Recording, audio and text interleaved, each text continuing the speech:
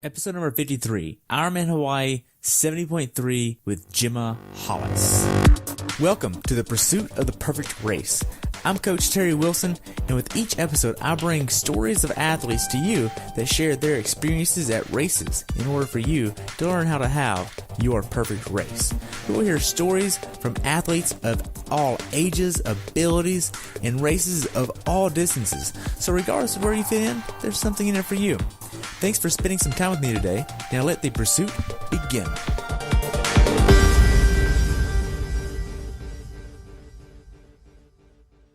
Hello everyone, and welcome back to the pursuit of the perfect race. Today I have the pleasure of talking with my friend Gemma Hollis about her recent race at Ironman Hawaii 70.3 in beautiful Hawaii. She had a time of 5 hours, 29 minutes, 38 seconds. This race took place on June 2nd, 2018.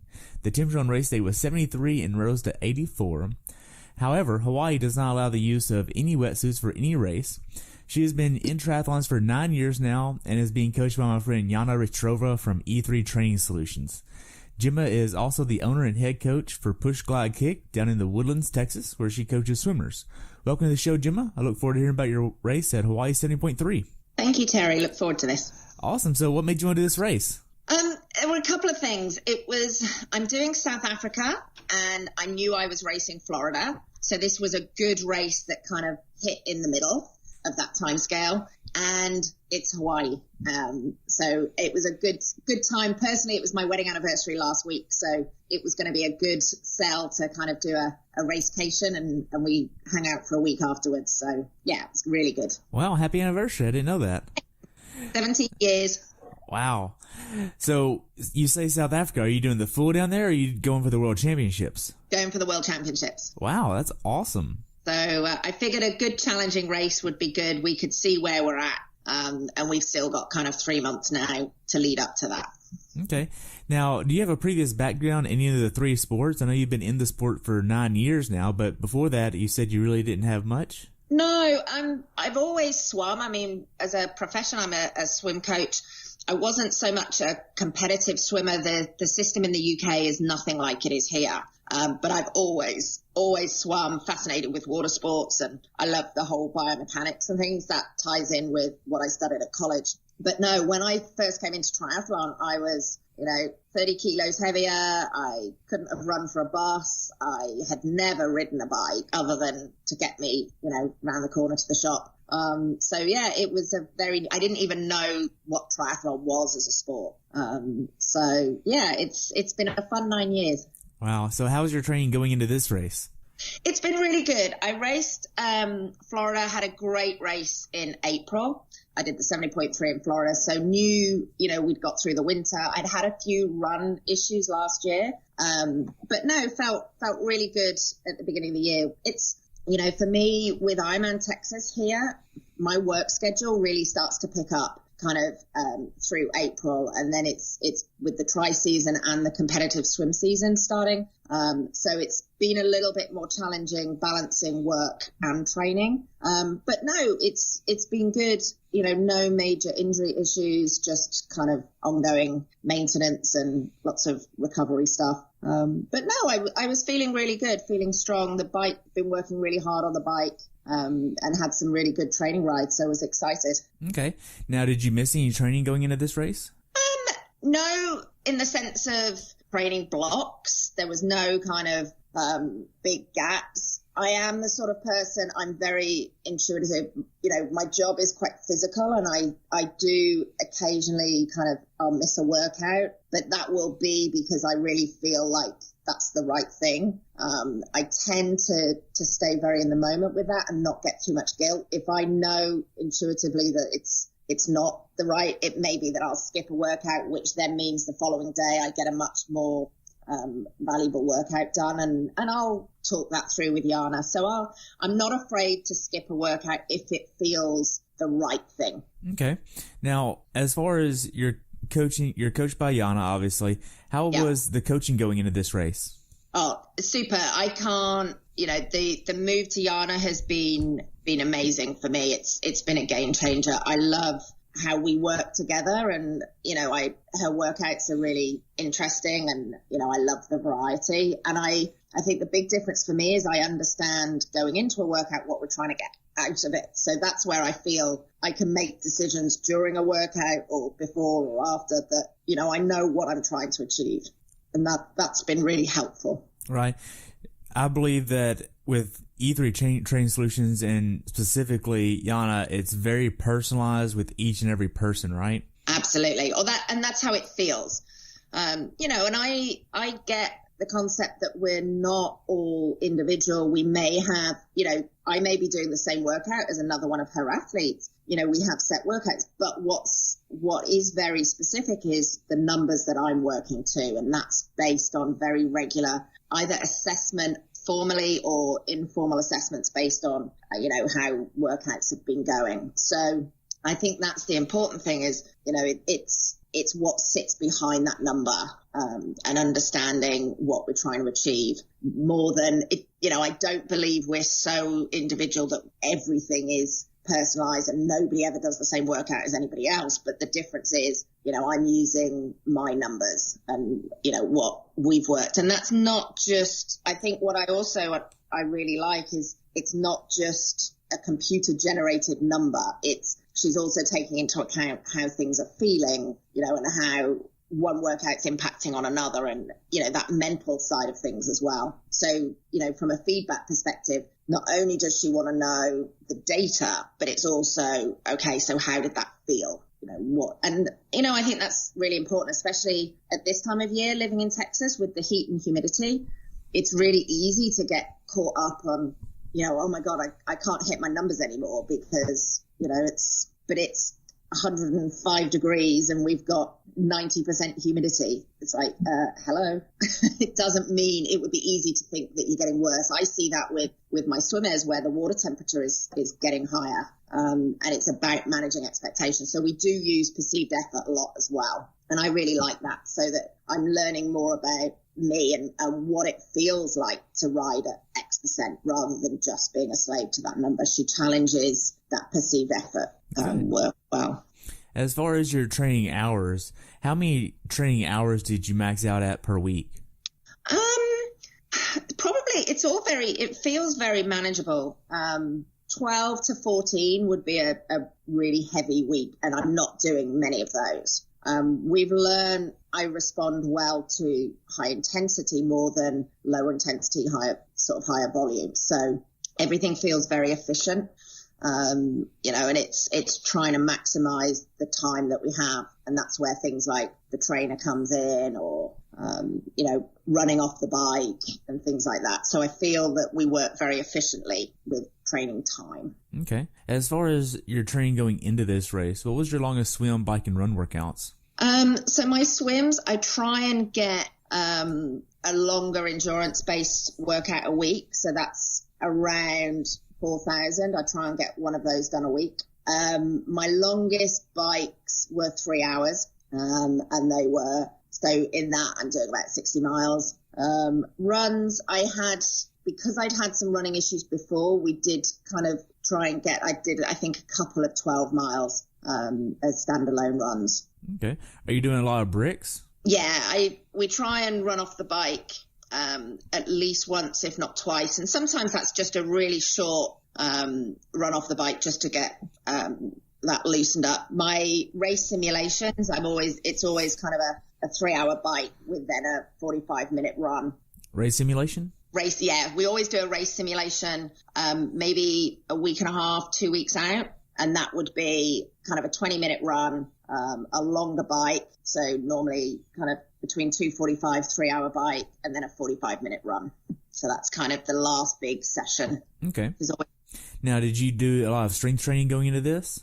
I do a workout. I do a TRX session every couple of weeks, and I do a body weight exercise class called PIO. So there's a local lady here that I do her classes, and they're pretty intense. It's all body weight. I try and get at least one of those done a week. Okay. As far as your nutrition that you're using during training during workouts, what does that look like? So I I use pH a lot, so I've been sweat tested. Andy at Sweat Test Me has done my sweat analysis. So I use Precision Hydration as a product. So I tend to use that. I don't tend to use anything carbohydrate based to drink during my training. I'll just use a gel if I'm doing anything longer. So I tend to drink my hydration and electrolytes and then use just gels for my calories. Other than the long rides, I will then practice my race day nutrition, which is where I add the leveling powder into my drink. So I'm using leveling and pH and races. So I do practice with that, but I don't. For a 2-hour bike, I would just use Precision Hydration, and I use the Huma gels as my carb source. Okay. So what's your threshold whenever you go from water to actually using Precision Hydration? I never just have water. Never.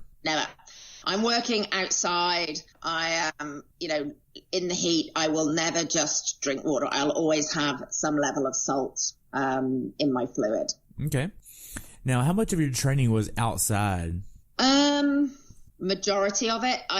I'm not a big fan. I may do a couple of hours on the trainer, and I tend to use the treadmill, funnily enough, more in the summer, but I'm happy running outside in cold, rain, whatever. I would rather be outside than inside, but I will do my interval training sessions inside in the week. So I will try and do that. There's a group ride here in the Woodlands that I go on, and we ride at sort of 5:30 in the morning, where I feel very safe and can get some good interval sessions done. So that sometimes will replace a trainer session. So I try and get outside when I can.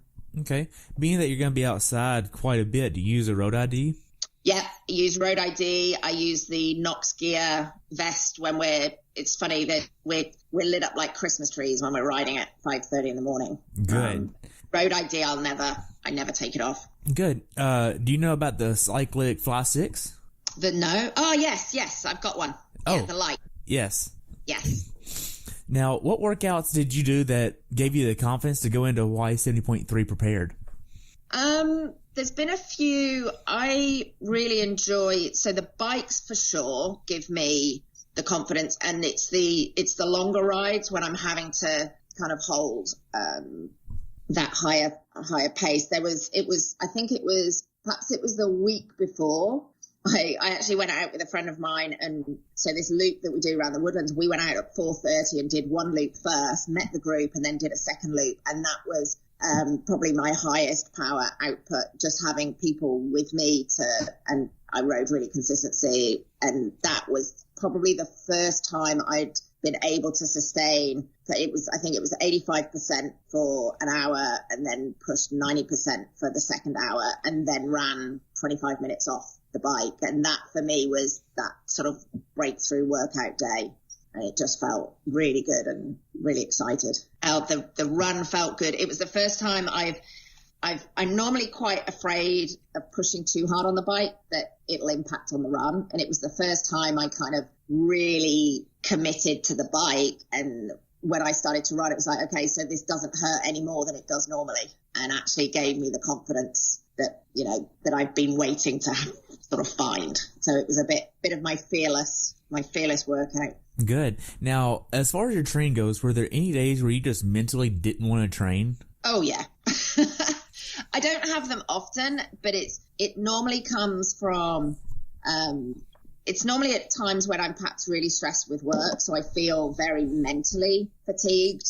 And if I don't get sleep, I'm pretty pragmatic. If I really feel like I'm just done, then I won't be afraid to skip, and I'll know that actually I need rest, and I will listen to that. I'm probably quite unusual where it doesn't happen very often. So when it does, I kind of think to myself, okay, I need this rest. And I recognize that resting is, the fifth discipline after nutrition or whatever.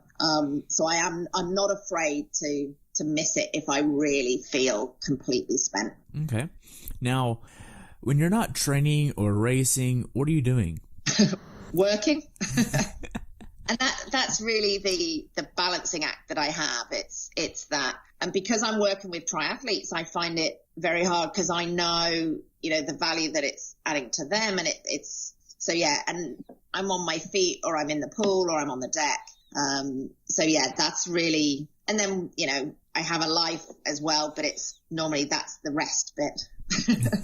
And you have a husband as well. Yep. So I'm married, and we have a puppy. So, that keeps us busy. But yeah, life is pretty much work, train, kind of recover. Okay. So how do you balance life, work, and training? Sometimes well, sometimes badly. I think this is where it comes into being honest with myself and making sure I'm organized, fueling just with sort of normal food, keeping myself hydrated because I'm outside.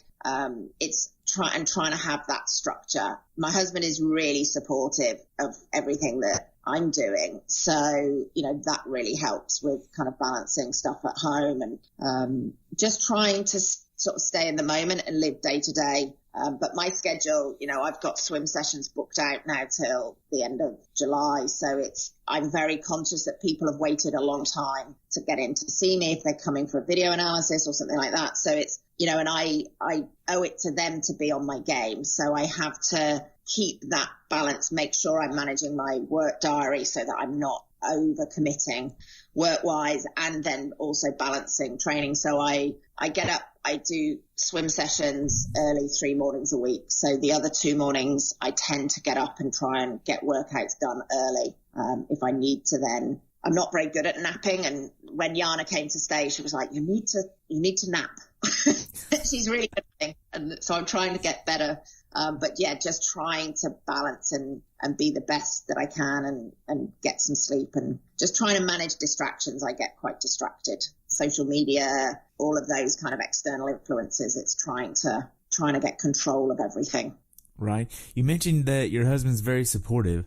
Do you think that you could be where you are in the sport without his support? No, not the way it's been. It's funny because, when I started, this was the way of getting fit and we had zero expectations. It's, everyone's like, oh, you must have had goals. It's like, I really didn't. This was just for me about getting fitness back and, feeling proud. And it's gone from strength to strength. And every year I'm pinching myself. I'm getting older. I'm getting faster. And, I think it started and we thought it would be a hobby. And now it's kind of getting a little bit more than that. I've still races like Hawaii and Florida, humble me because I see, these girls that in my age group, the standard is there's still a big jump for me to get to. And, but it feels, never say never because I've achieved far, far more than I ever thought I would when I first started. So yeah, he's really good.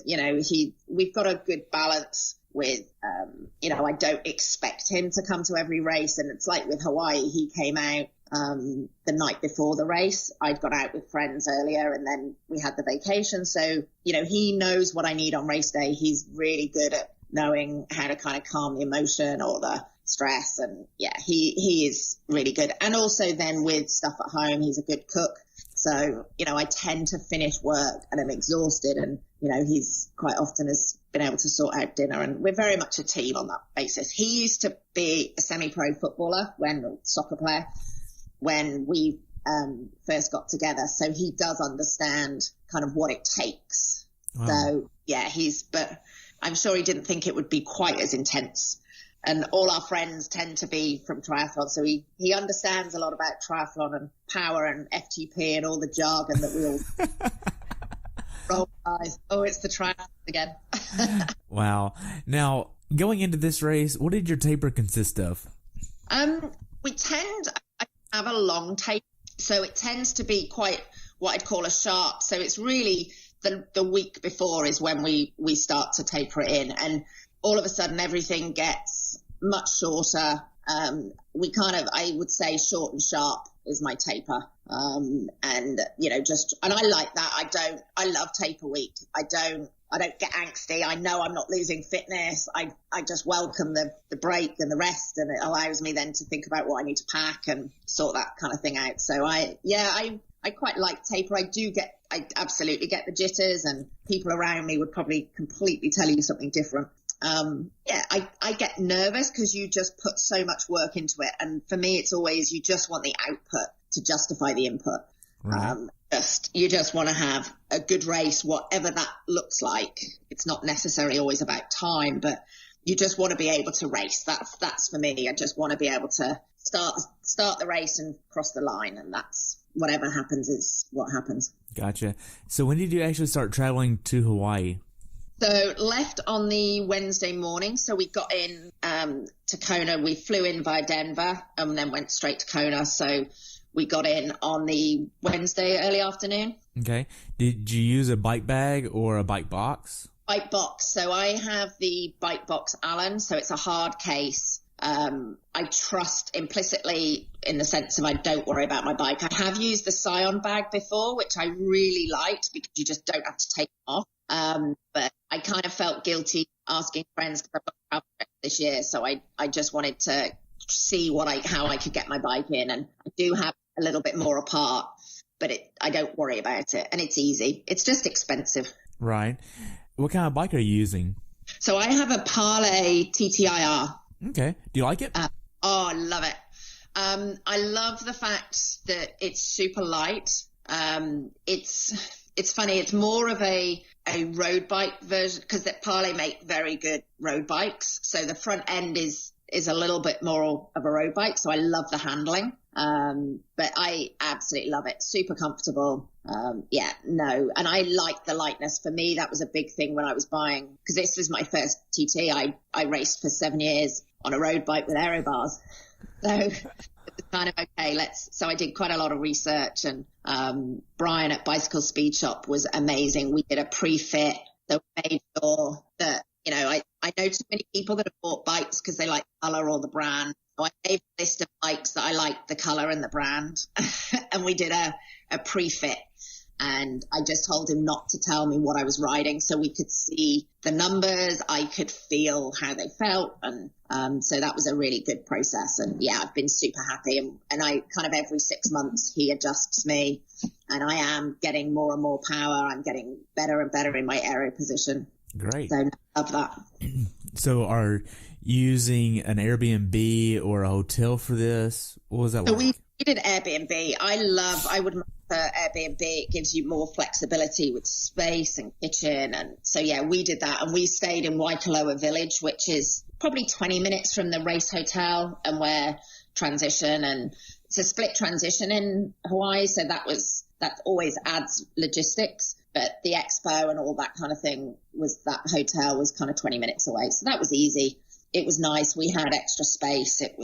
It's a bit more relaxing. I sometimes find staying in the main hotel can be a lot more money, but it could all be a little bit too intense. Right. How was the check-in process at IRONMAN Village? Oh, that was really easy. It was quiet when we went down. We went down on Thursday morning. We went for a swim first. No, we didn't. We rode for a bit first, which scared the living daylights out of me. And then the check-in process was really easy. They've got it really well organized. And we were pretty early, so there was no queues or anything like that. Okay. What was the last workout you did before the race? I did a swim, just a 30-minute open water swim, and we did kind of a 20-minute, 25-minute ride.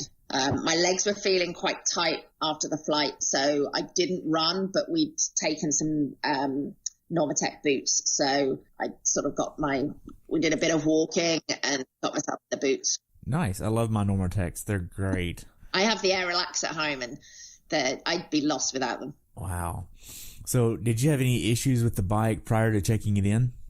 No, it had gone fine. I got it put together really well, and we'd done a couple of test bikes. So, everything felt really good. The test rides, like I say, scared that the wind, the gusting off the ocean was something I've never felt. And everybody talks about the wind in Hawaii, and when, out on the Queen K, the hallowed ground. And it really was, it was really gusty. And I have to say that scared me. I've not experienced that level of gusting. I did Galveston last year, where we had direct crosswinds out and back way, and it was nothing like this. And that feeling of being whipped at the front end, and we had to ride in the shoulder. And on the Queen K, they've got the shoulder, and then there's this sort of wider, sort of a foot wide grooving down just inside the shoulder by the white line to stop kind of if people drift, it's that really aggressive. So with being in the shoulder and then knowing that you've got those rumble strips and it was really busy, I think that whipping, it completely freaked me out. So my husband had a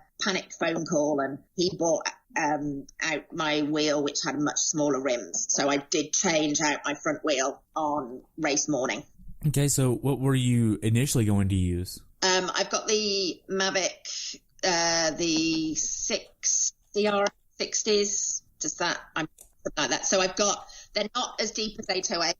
I think they're probably as deep as the Zip 404s, but it's the Mavics with the, which I mean, I love them, normally don't have an issue, but this freaked me out. And I just felt that I was so tense on the bike. I've had one bike crash ever, and that was complete wreck, broken shoulders, all the rest of it. And whenever I get tense on the bike, I kind of get flashbacks. And that for me was, I just felt I was so irrationally scared and tense that what I would lose by switching out the wheel, I would far gain in confidence of the fact that I could bring out the wheel. Now, as it happened, the wind had dropped. It was still gusty. There were still moments, but it was definitely better on race day. So, but I instantly was more confident because I changed the wheel, so I didn't regret that at all. Good. Now, the day before the race, are you trying to get in a certain meal to prepare you for the race the day after? Yeah, so the night before, my pre-race kind of dinner would be just simple white pasta, roast chicken, red sauce. Just try and keep it as simple. I'll cut back on fiber for the 2 days before the race, and try and kind of just keep things simple. And that's another reason for liking an Airbnb, because we didn't have to then, there was a supermarket close by, so, you know, we didn't have to be out in hotels and restaurants, and so we got back, we checked our bikes in early, we were back home by 2:30 or so it was just really nice then just to completely chill out. We'd done all we needed to do, we checked in run bags, we checked in bikes, and that was it. We were off our feet, and so that was really nice, just kind of resting and chilling out. And then I just went to pick Matt up from the airport. We landed about 7 o'clock. Okay. So, did you have a certain time you wanted to try to get in bed? I try and get to bed. Yeah. So for me, it was kind of about 8:30. I've gone past the stage of stressing about pre-race night sleep. I've learned that it really bears no resemblance. It was the Thursday night is the important night for me. So the night before, and I'd had a good night's sleep, and we'd slept in. We felt the good thing with the jet lag going that way. It was always going to play into our hands for being up early, so that was easy. But yeah, the night before, I kind of got to bed about 8:30 and just kind of took sleep when it did. And if it doesn't come, I'm not stressing about that. But no, I kind of slept quite well. Okay. And you got up the morning of the race. What time did you get up? I think it's probably about 4 o'clock. I like to try and eat 3 hours before I know I'm going to start. So got up at 4, breakfast first. And then, yeah, that was about 3 hours. I think I was starting just after 7. Okay. All kind of quite stress-free race morning, really. Okay. Did you have a certain race day ritual that you like to do before you leave the Airbnb? I think I don't leave any decision making for race morning, and I have everything laid out the night before. So my ritual is not having to think. I just go through the motions. You know, it's get up, breakfast. That's the same wherever I can. So it's a bagel with peanut butter, and I'll use the inshore drinks so I can get kind of low volume, high calorie, good carb intake. That 3 hours. You know, that settles my stomach. And then it's getting changed. Everything is laid out and ready, and it's kind of, I have a list that, you know, just goes in my bag. And if something changes, I'll make a note. So I'm very just avoiding decisions. Okay. So it seems like you have like a schedule of events that you like to have, and kind of like a checklist the morning of to just make sure everything is going the way you want it to go. Yeah, absolutely. Okay. I feel like would be really helpful for someone that isn't really familiar with how many decisions are made on race day. I think that's, and you see that, and I've learned that from the beginning. It would be like, well, let me wait and see what happens on race day. Let's see. And and it just used to stress me out. So I think I try and learn every race, and that for me makes it a good thing. If I can learn and do something different, you think, well, that's something I've changed, and try and kind of reflect like that. So it's come down, and it was funny because Florida I knew was going to be very similar. So it was kind of, Florida was the practice race, the practice for South Africa, all three as travel races, going to be away from home in an Airbnb. So I feel like I've had 2 rehearsals for South Africa, which will be the bigger one. So that whole side of things feels really confident. I didn't leave anything at home that I needed to take, and all of that kind of stuff. So, okay.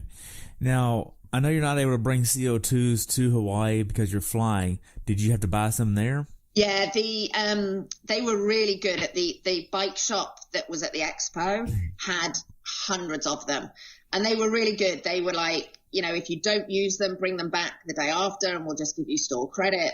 So yeah, we were a bit worried about that, and kind of first one in, go and get the CO2s, and they had more than enough CO2. So that, I think, because I've had that before where you just can't get hold of CO2, and it seems like how many athletes are coming in, nobody's bringing CO2 with them, right? Because you're flying. Exactly. So that worked really, really well. The bike shop that was at the expo was superb, and we used the VeloFix guy came and built 2 of the bikes of the people that we were traveling with, and he again was really helpful. If we had one girl turn up and her derailleur bracket had broken in transit, really, and he sorted all that out for her. She actually ended up with Mark Allen's. He had Mark Allen's bike in his truck.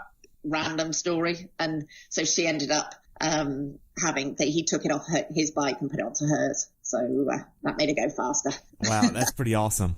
Now, you get to transition the morning of the race. Did you hit any traffic on the way to transition? No, it was pretty smooth. Like I say, it's a split transition, so there was no parking at T1. T1 was sort of 10 minutes or so up the road. So what we actually did was, my husband and we had another Sherpa with us. They dropped us off. So those of us racing, they dropped us off. They then circled back, parked the car, and then there were shuttles. They were running shuttles from the parking, which was at T2 and the finish line. So we avoided having to do any of that. So that worked really, really well. Well, that's great support up there. I know. See, he knows what he's doing. He's a good Sherpa. That's great. Now you get to transition 1. You're putting all your stuff out. How did you set up T1?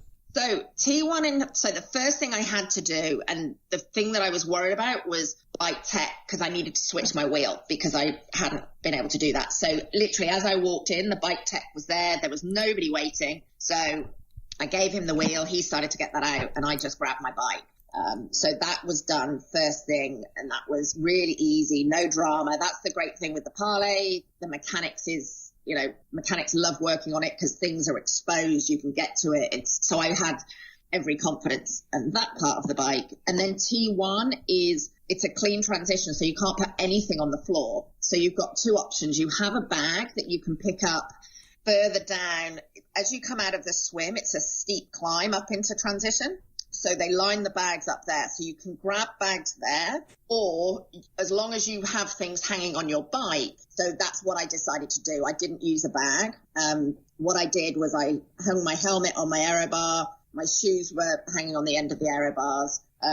Sunglasses inside the helmet. The nutrition that I needed to shove in my jersey was in the helmet. And then I just looped the bag that I would need to put my skin suit in over the handlebars. So it was a really clean transition. I try and keep transition as simple as possible. There's not loads of stuff. I've already got sun cream on, all the bits that I don't do any of that.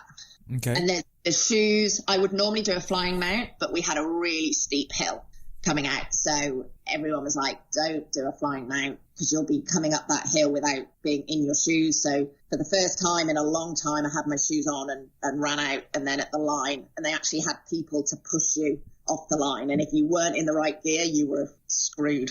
Did you make sure you were in the right gear? Oh, yes. Yeah. Okay. Had to be. It was steep, and it was small chain ring right down low. And that was the amount of people and it was dangerous because they're in the wrong gear, so they're swerving all over the place. But no, I got onto the bike and out with no trouble. Gotcha. What kind of PSI are you using? I go to 100. Okay. So,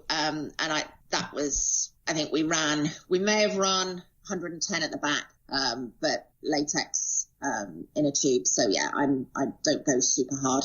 Okay. So in between the time you leave transition and the time you start your swim, what are you doing in between there?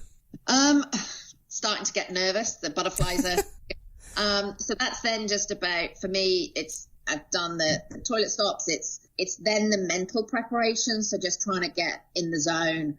We were really lucky we could get in the water. So that was really nice. We could get in and that always calms me down. And so that was really nice. We could get in and do some swimming that was open. And then it's just last minute, reapplying sunscreen and then, banana and gel just 15 minutes before the race. The first wave went off at 6:30 and I was the first female wave at 7:04. So we've got a bit of time just to just trying to keep calm and manage those pre-race kind of anxiety and nerves. Okay. Now, the warm-up swim that you do before the race, are you doing some hard intervals there? Are you doing some sighting? Are you just practicing getting used to it, nice and easy? What are you doing there? I tend to do some pickups. So I'll swim out. I'll practice a little bit we'd been to the beach, so we knew what the entry was like. And it was just a really nice gradual sand entry in. So I knew that wasn't going to be overly challenging, but we hadn't seen the buoys set out. So it was good to kind of sight out. It was hard to see the furthest buoy, but just because of some of the chop. But yeah, I'm just doing, 10, 15 stroke pickups, going into easy, and then just trying to get that heart rate up and then lowering it down just to sort of spike things. Okay. And just admiring the fact that you're swimming in clear blue crystal water. Gosh, that's got to be beautiful, right? That was the thing. It's like, am I ever going to get out of the swim? I might just do 2 loops because it's fun. Not Texas. Man, so you get to the swim. How does the swim go for you? Oh, it was really good. So it's age group waves, but it's a rolling start within the age group waves. So they let you in 4 people at a time, and there's a beeper every 5 seconds. And you've got people, it's like gates, so people opening them up. So it's for me, a really calm start. You're not crowded. So there'd been quite a big gap between the last wave before us. They'd kind of deliberately split it. So I just lined myself up. I was in the second group of 4 to go off. So, I recognized and knew a couple of the girls in the wave before. So for me, it's about getting a nice clean start and desperately trying to find feet if I can get a draft. And following a couple of the girls that were ahead of me, I knew were local and they'd done the race before. So we talked about, there was a bit of a current pushing people or pulling them to the right. So it was about making sure we headed left of the buoy, because if the current pulled you to then try and get back out and to go around, it would have been hard. So I was always conscious of sighting to the left of the buoy. And I'd made sure we'd had that conversation on the front, because I thought then they could pull me round. And that's exactly what happened. It was a great start.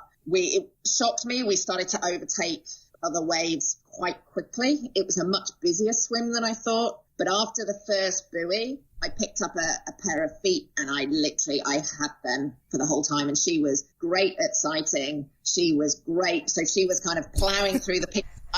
I was just on the bus. It was like, you can take me home. And I was working to stay with her feet, but for me, it was a great swim, and it was just beautiful, but it was busy. So I was grateful to have someone do all the work, which is, I'm not too proud to say that. It was strategically, it was a great swim. Great. Now, I know you are a swim coach, and the swim is your area of expertise. So whenever you're drafting off of somebody, where do you want to be? Do you want to be on their hip? Do you want to be on their feet? Do you want to be right behind their feet? Where do you want to be? So the fact that if it was, and I always say to people, if you're racing with people that you know, and it's so funny because if it was a draft legal bike race, there would be all this strategy. Everyone would be talking to each other and sort of making plans. And it's like, well, let's just alternate off the front and things like that and work together. Why more people don't do that in the swim is beyond me. So if it was somebody I knew, I would draft off the hip. But I think people don't like to be crowded. So for me, and what I did with this girl is I'm on their feet and I am doing everything to avoid touching them because I know that drives me nuts. And if you know somebody's on your feet, you're much more likely to push to try and get them off or throw a foot in a different direction.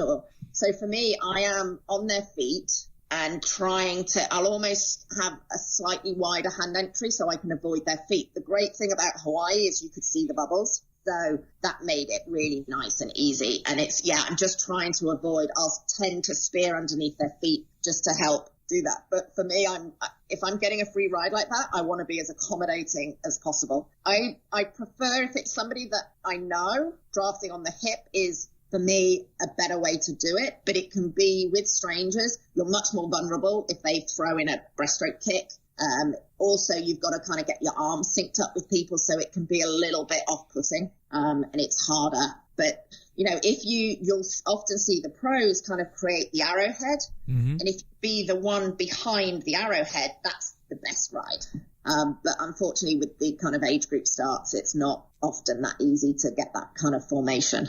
Okay. But you'll see that with sort of much smaller or pro fields really happen. Okay. Now for this swim, are you using a speed suit?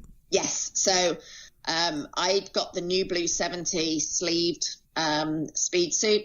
So it's the first race I've raced in it. My tri-suit, the sleeves are a little bit loose. So I got the sleeved one. And it was absolutely fine. It was great.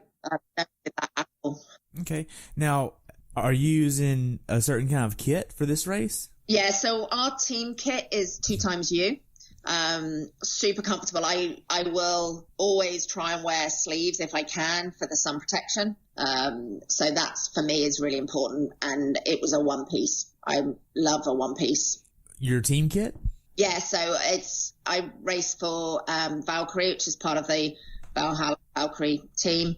So yeah, it's a one-piece sleeve tri-suit. Nice. Now, are you using tinted goggles or clear goggles? Tinted. So these were mirrored because we knew the sunrise. And I will, if I know it's going to be clear, I will always wear a mirrored tinted goggle outside. Overcast, I'll use blue. Those are my kind of two choices. Okay. Now with your swim, you get done with the swim, you head up to the bike. How was T1 for you? T1 was good. For me, it's kind of, like I say, trying to keep it as simple as possible. I just ran up the ramp straight past the bags. So it's then a case of just trying to get my heart rate down, get used to being back upright, and just kind of almost running through the motions, glasses, helmet, nutrition, make sure I kind of just almost rehearse that. So by the time I got to the bike, because it was quite a long run, it was super quick. And I was out before the girl that I'd followed her feet. So that was a quick win. Now, I saw the pictures that you had of your race. You wore your goggles over your swim cap. And I try to tell people not to do that and do it right reverse with it under the cap. So that way if they get kicked or hit, they don't lose their goggles. But the swim is your thing. Why do you do it the other way?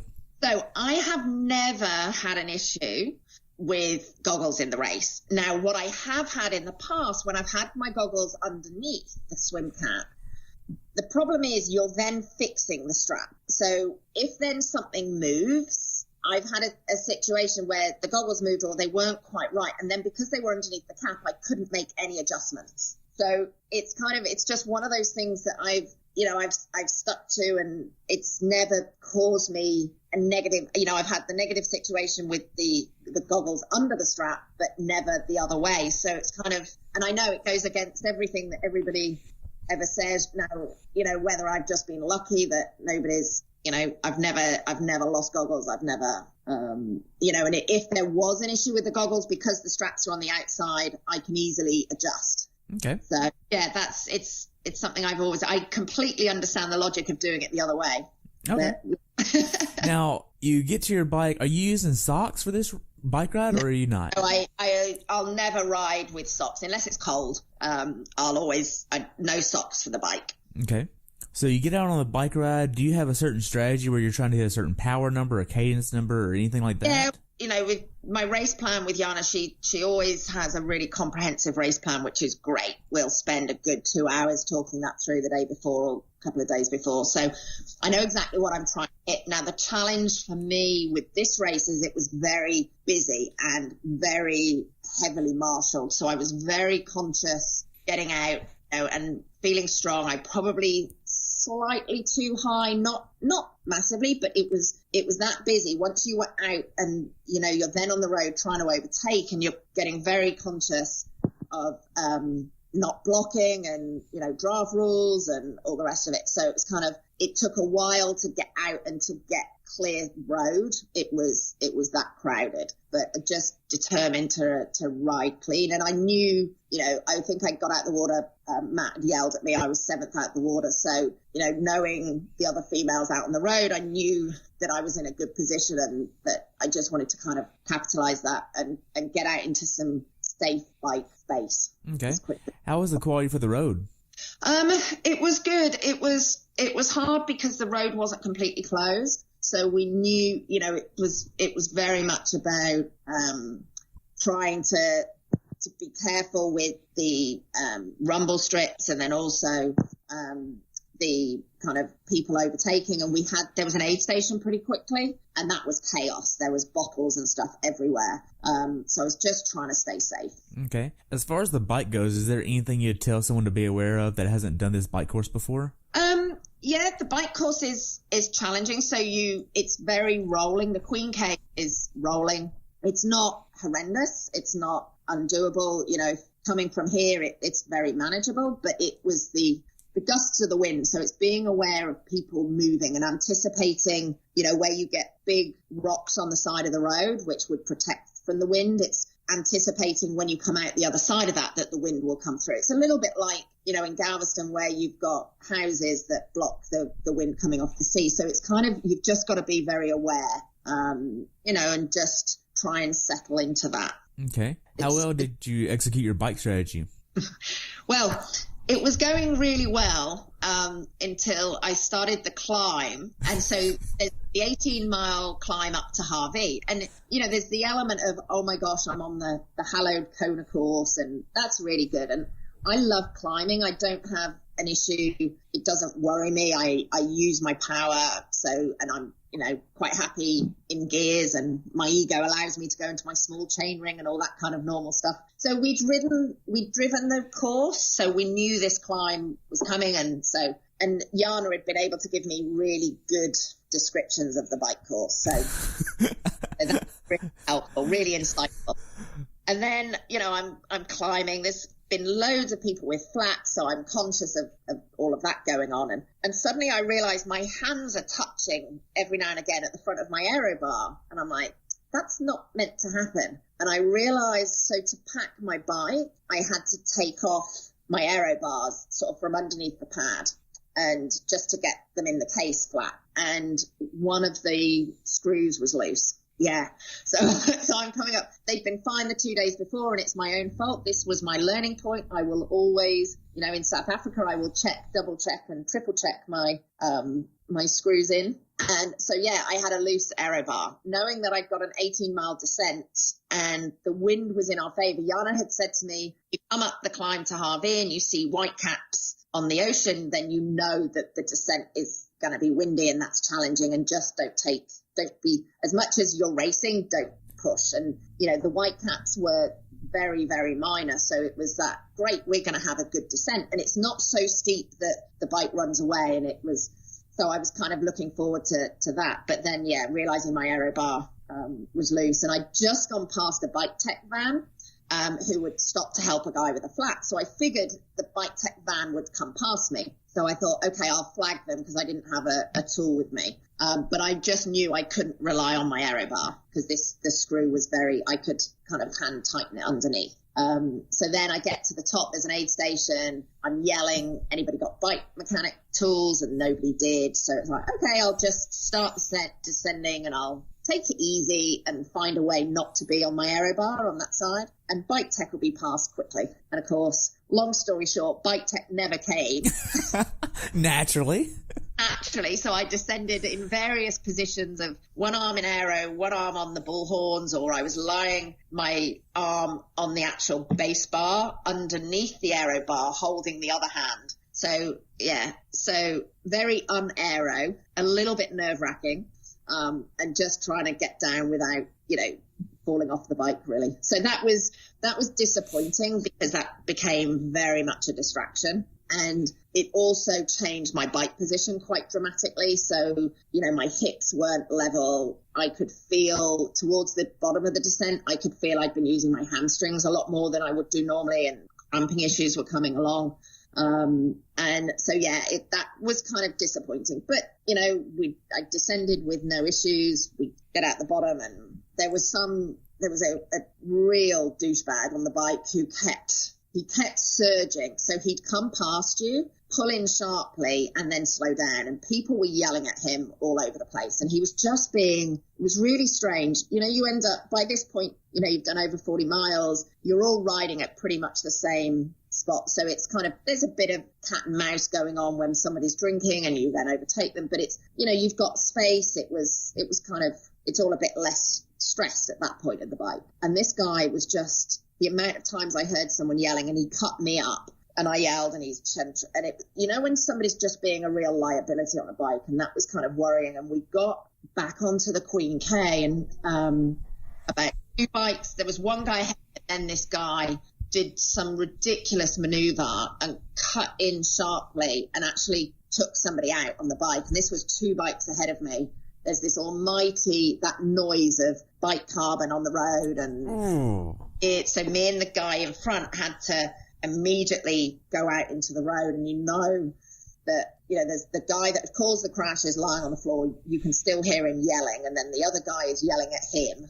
And so that was kind of on my mind into that final 10 miles. You're like, just get me home. Luckily, just after the accident, there was officials coming up the other way. So from my perspective, I instantly knew somebody would get to them very quickly. So it's kind of, I'll just keep riding. Somebody's there, they'll be fine. Somebody's going to get support to them. So just carried on riding with that in the back of your mind. It's like, let's just get back now and get off the bike safely and see what the run's got. Okay. So as far as the bike goes, how many calories per hour were you trying to hit? So I work on, I just know I have to drink 1.5 bottles that have, each bottle has 1 scoop of Levelin and half a packet of pH. That gives me, and I need to drink, I need to eat a gel as well. So that's my hour. I have to make sure I've consumed that. I'm not very good off the top of my head. I can't tell you how many grams of carb that is, but I do know that I'm then in the right carb percentage. I've got the right sodium. I knew we'd worked out the, my sweat loss. So I know that for my sodium. So, and I'm pretty religious about following that to a T. And it wasn't, especially coming from here, it wasn't as hot as I thought it was going to be, but I'm kind of forcing myself to get that nutrition in. And it's something that it did exactly the same for Florida. My race simulation was exactly the same, and the last couple of long rides. So that's my goal. Okay. Now, did you have any cramping other than your hamstring on the bike? No, it was, and that was, it's that muscle fatigue more than everything else had gone up until that point was absolutely fine. Okay. So on the last mile or two of the bike ride, are you doing anything different to help prepare to start running? More mental than physical. If in the past, if I've had tight hip flexors, if I feel anything, then I might, take a moment when it's a bit more relaxed as you're coming in to kind of stretch out. But I was feeling, I just kind of moving through the hips and then mentally just preparing yourself. I'll make sure I get a last gel in with it, kind of 10 minutes left of the bike. So I've got that in. I'm making sure that I've had some drink. That last 10 minutes, I don't want to drink too much, but I kind of thought that last half an hour, I knew once we got back on the Queen K, that it was then about getting in some good nutrition. Okay. Things settle a little bit before the run starts. So you're getting off the bike. How does T2 go for you? T2 was fine. The minute I got off the bike, it was like, okay, there's my hamstrings and my lower back. So instantly that worried me. T2 was pretty uneventful. The volunteers were superb because we didn't know where we had to rack. They hadn't labelled them up when we did the bag check-in for our run bags. So basically they had volunteers. So you were just following a line of volunteers. They were shouting your number and then somebody escorted you to your point. Wow. And it was grass, so you're running barefoot on grass. So it was really, really well organised. And then it was just a case of you literally just hand in your bike and then go and grab your run bag. And I knew where that was. So then it's just emptying the run bag out on the grass and just putting everything back in. Okay. What kind of run strategy did you have? So I always try and not go out too hard because that's something I've been very guilty of. Try and run on feel. We knew this course it's all on a golf course. So it's running on grass, which I've not done before. And that was actually pretty good. At least it was flat. The ground underneath the grass was completely flat. So that felt good and it's cool. But then there's quite a lot you then move on to golf cart courses. So there's some switchbacks, there's some steeper paths. And then there's one area that's an out and back that they call Hell's Kitchen, which can be really hot. So yeah, I think really it's about running on feel, monitoring heart rate, trying to keep that easy and just trying to hold back a little bit. We had some pace goals in mind. Unfortunately, knowing how my hamstrings felt, that was all initially. I didn't feel like I normally do getting off the bike. I love running off the bike. So I instantly knew that this felt different. Okay. So that kind of was a little bit, there was that moment of disappointment, really. But it was kind of, well, let's just see what happens. We're in Hawaii. It's beautiful. We've got off the bike safely. Let's just enjoy. And that's kind of how I approached it. It was, nobody had their ages on their legs in this race, which was kind of hard because you just don't know where you are and where you're sitting. And people seem to feel I felt like there was a lot of really strong runners around me. So it was just like, okay, let's see what we've got and just give it the best and enjoy. Masses of aid stations. That was really, really good. There was no issue with the heat. It was warm, but nothing like we'd had here. Normally I'm a very big component of using ice to help keep cool. And ice would normally be melted by the time you got to the next aid station. That was never the case. So I never felt overheated at all. And nutrition strategy, I'm trying to use gels and again salt tablets and just drinking water. I'll always carry a handheld bottle so that I find if I just rely on aid stations, I don't drink enough. So I use a handheld bottle that fits in my jersey because I don't like holding it. But at least then, if at any point between aid stations I can drink at will, I can kind of keep an eye on how much I am drinking. And also take salt tablets as and when I feel I need them. Okay. How was the support on the course? It was good. It was quite crowded. Lots of spectators, and it was funny talking to kind of the friends that were there supporting. It's not particularly spectator friendly, as in people can't move around, but people were kind of camped out in lots of places. So, there were lots of people and it was busy, and it was just a beautiful, you've got the ocean, it was just a magical course. It didn't feel like the tarmac trudge that it can often become. So yeah, it was nice. So what was the funniest thing that you saw on the race course? There were a couple of guys that were in unicorn Speedos, which is always a delight. And a guy in his he did the whole Speedo, and then of course with the new rules he had to be wearing a sports bra as well, so he was there. So just funny. I was talking to Jana, there weren't the signs. Normally the signs keep me entertained where people have written funny signs, but there weren't any signs. But it was just the volunteers, the how many aid stations there were really kept you kind of moving through. So it's a 2-loop course. And it's funny because the out and back is known as Hell's Kitchen, because if it's hot, that's horrendous. And the first time I was like, this isn't so bad. It's a kind of a gradual descent on the way out, and then you turn around and it's this gradual ascent coming back. And I'm like, this isn't so bad. What's everyone talking about? The second time, it's like, oh God, how long is this road? So that was funny. And the last mile is like the longest mile ever. Wow. But no, it was good. My husband had told me the girl ahead of me, I could catch, and that would put me into 7th. So considering what had happened on the bike, and that's the position I was in Florida, we knew going into this course it was never going to be a PR. So it was never about time for me. It was about kind of race strategy and seeing how you stack up. It was because it has Kona slots. It does attract people. People are going for. I had a friend come in from California who literally chose this race to try and get a Kona slot. So that there's people targeting. So it's fun to race. You're in a competitive race. So just to kind of see where it stacks up. And it's a challenging course. No courses are ever easy. But it's beautiful. It's Hawaii. What's not to love about racing? Right. So mentally, how hard was this race for you?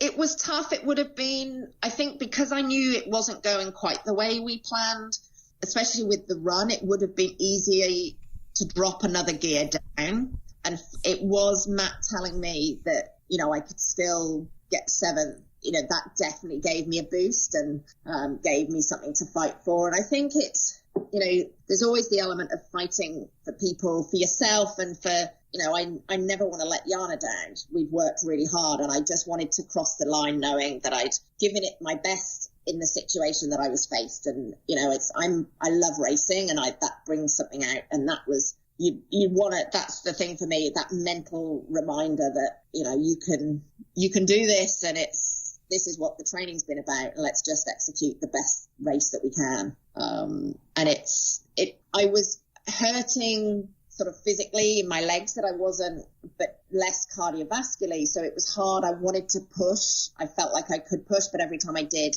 sort of my body was, and then you're at the point of how hard do you push? It's not the A race. It's, do you risk an injury? Do you, where does it, I've got kind of quite tight time scales, and it's like, this isn't the A race, but you want to give it everything. So it's just kind of balancing that. Okay. So the last 800 yards before the finish, how was that? Oh God, I've never been so happy to sit. No, it's the relief, it's done. And then it's like, whoa, vacation starts. That we all kept saying this. It's like the minute you finish, your vacation starts, and kind of how it was. And it was just, to finish another race is just a gift, and to come away unscathed, knowing that everything, whilst it hadn't gone according to plan on the bike, I'd still ridden safely, and it was still a good experience considering how scared I'd been of the wind. It's just that elation of it's over, vacation starts, and it's just been another good race. I had no idea time. It was never, that sort of wasn't on the agenda. It was kind of like, yep, it's been really good, and now the fun can start. Great. So after you cross the finish line, what do you do next?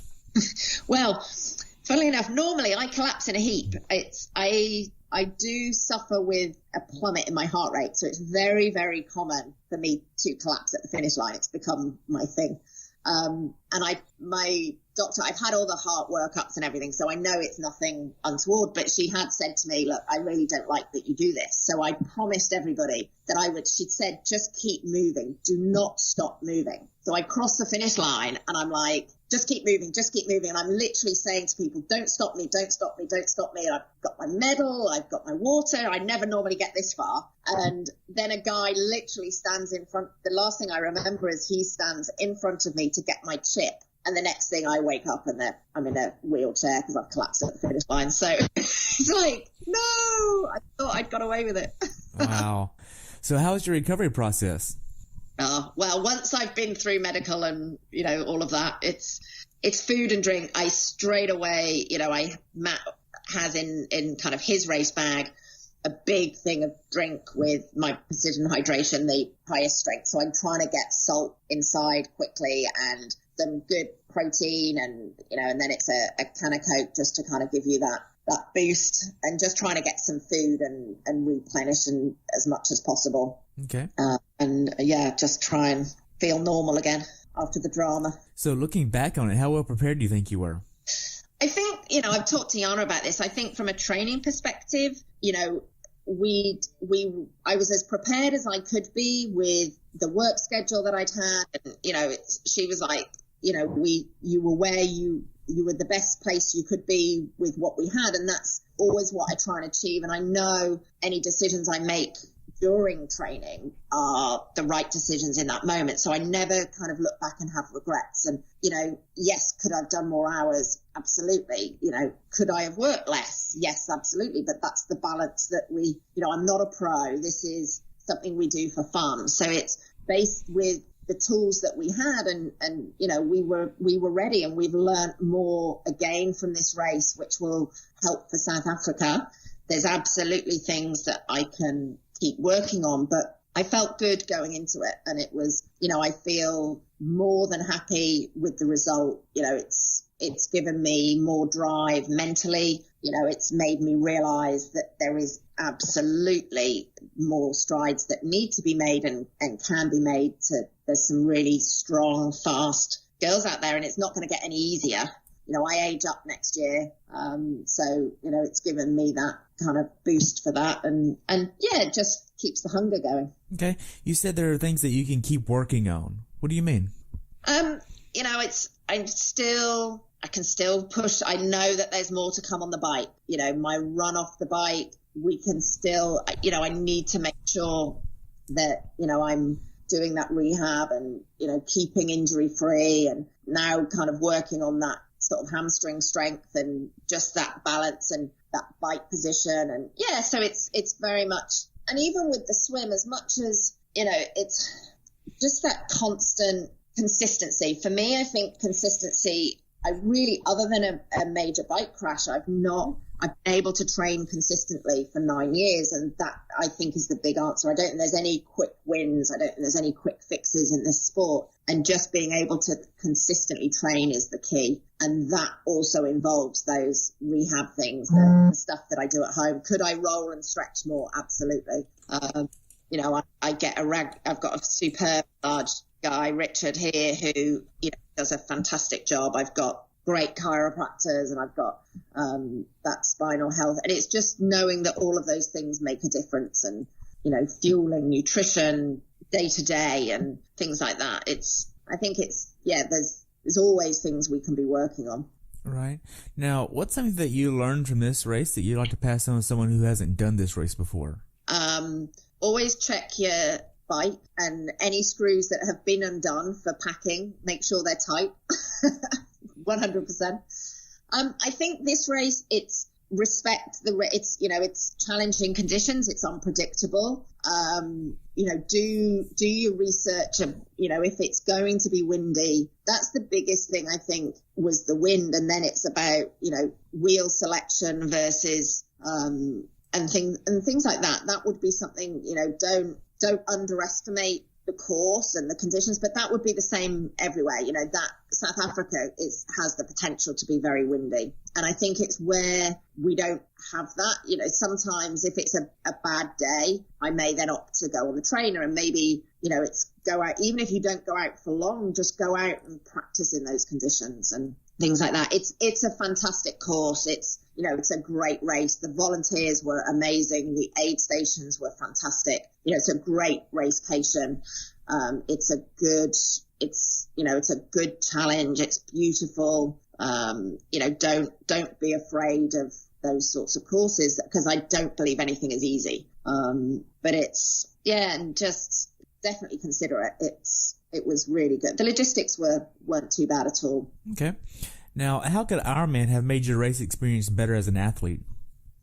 The one thing, I think, the bike course was crowded, and with the issues in the shoulder, to have the volume of riders on the course, it was a crowded bike course. And, that was a worry for me, especially on the climb. To race legal it's the challenge, and you had to come out into the road to make clean passes, because you couldn't pass in the shoulder. And then you've got the truck coming up going, stay off the road, ride in the shoulder, because the road is open. I'm like, but we can't. So whether there's a way it's always challenging to space out that race. And I think it's making sure, they do have a responsibility for not overcrowding race courses, for sure. And, I understand maybe road closures aren't viable, but then don't pack the course or spread out the course a little better. I mean, it took an hour for everyone to get through the swim start. So, if you space it out even longer, you've got people at the back racing in potentially real heat of the day. But if that makes the bike course safer, I think that was the hardest thing, especially in the first half of the race. The bike felt nerve-wracking with traffic and having to weave in and out of the shoulder, especially on the climb when it was really quite narrow. And those rumble strips that they put in the shoulder, you ride on those, bottles are falling off. They're pretty aggressive. Wow. Now, was there an emotional kind of conflict with, do you go to Hawaii and race this, or do you stay home because of the volcanoes? It was funny. I was staying. So the second half of the vacation, I was staying as a friend I've Thanks got for tuning here. in today. And I was I hope you were able to learn something from today's episode. If you enjoyed the show, please take a minute to leave a review on iTunes or share it with a friend. Be sure to subscribe so you never miss an episode. If you'd like to see pictures from this athlete's race, learn more about who I am, what I'm doing, or be on the show yourself to share your story, check out my website, coachterrywilson.com. Until next time, continue the pursuit. Not having the major source of their economy. So I was concerned leading up that air quality, if there was an issue, you never want a race cancelled if it's possible. And, you think you get all that way and then you don't want the race to be cancelled. So I was concerned about the trade winds and would that change the VOG. But it's then that sense of this is part of the economy and, it was on such a tiny part of the island, the impact. It's a big island and we were over 100 miles from the site. So I think it's trying to keep everything in perspective. I was with people on the plane who were going to Kauai and they were concerned. It's like, that's a different island. We actually did go in a helicopter and we flew over the site and the devastation is heartbreaking. And the people that we were staying on their property used to live on that side of the island in the bay that is now absolutely devastated. So there's no saving anything if lava gets it. So that side of it is pretty tragic and that was hard to see. But it's from the perspective of the impact on the race, it's, the flights were definitely quiet and that's going to have a bigger impact on the economy and when we, after the race and going down into Kona town, which is very touristy, it was quieter. All the restaurant and shops and stuff were all saying it was definitely quieter than normal, which is going to have a negative impact. Okay. Well, we covered a lot. Do you have anything else you'd like to add about the race? No, it was really good. I think I'm very tempted to go back next year see if I can get redemption. Right. And I forgot how scared I was in the lead up. So maybe I'll go practice in some wind a bit more. Oh, good. So I know you're doing Ironman World Championship 70.3 down in South Africa. What else are you doing? Yeah. I'll go to USA Nationals in Cleveland for ITU. So I'll do the Olympic race. I qualified for Team USA and did Rotterdam Worlds last year for Olympic distance. So next year is in Switzerland. So that would be amazing. So I'm going to go to Nationals and try and qualify again for Team USA because that would be a really good race. So that's my kind of short-term goal. And then it'll be from there, a month later, it'll be South Africa. Wow. And then I'll finish the season with Waco, which is going to be a great first race for Ironman up there, and loads of people from the local area are going. So that's going to be a fantastic end to the season party. So what do you think of the switch from Austin to Waco?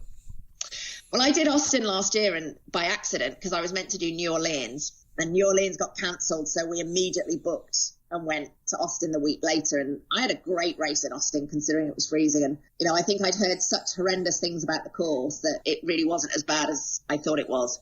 So, Austin for me was not a negative experience, but I think people seem a lot more excited about Waco. There's a lot more, people that didn't want to do Austin and now going to do Waco. So, hopefully that will be good. And, if Waco can put on a great event, that would be awesome. I think it's a shame for Austin, but the one downside, I think, to the Austin race is it really wasn't. It was on the kind of outskirts of Austin and you didn't really get caught up in the Austin vibe, which would have been quite fun, I think.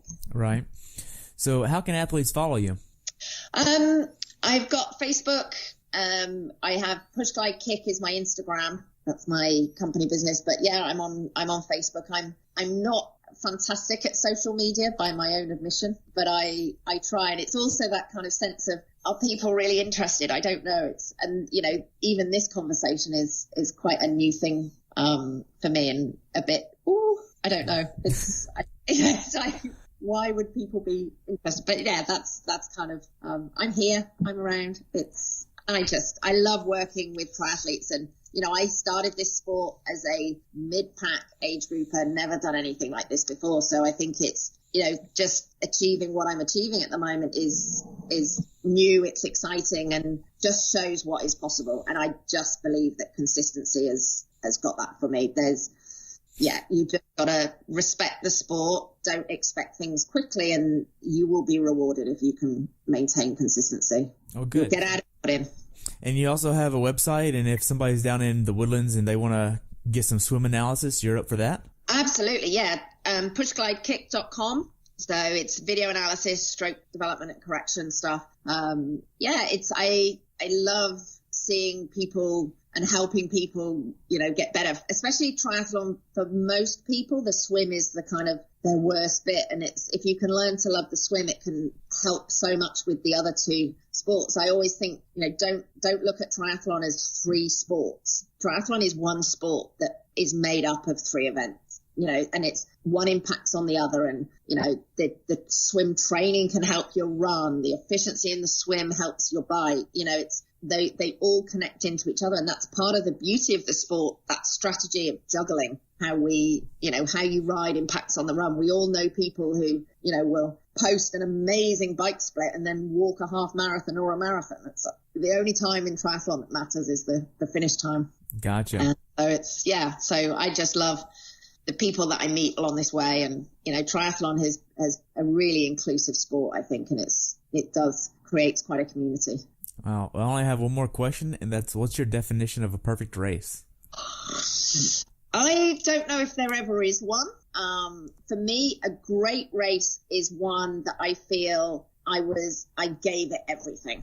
And it's always the perfect race is all about the input. The output is about who else, your position or whatever is about who else has shown up. For me, it's about doing, for me, this was one of my better swims because I found feet and I held feet.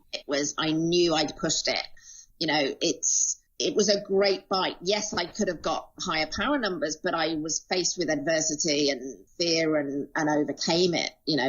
It would have been really nice to have been able to get a better run out of it. But, I ran the best as I could. I mentally stayed strong. And, for me, it's all about focusing on that input. And then, seeing what comes out is out of my control, really. It's all about that perfect race is knowing that I've given it everything, and did the best that I could in that situation. Wow. Well, thank you so much for your time. I've enjoyed hearing about your race, and I look forward to following you in the future. Thank you, Terry. I really appreciate it. Awesome. I would love to have you back on after World Championship 70.3 down in South Africa. Oh, that would be awesome. Yeah, I'm really looking forward to that. That's going to be a fun one. I hope so. Well, good luck, and I'll follow you in the future, okay? Thank you, Terry. I appreciate what you do. All right. Have a good day. And you.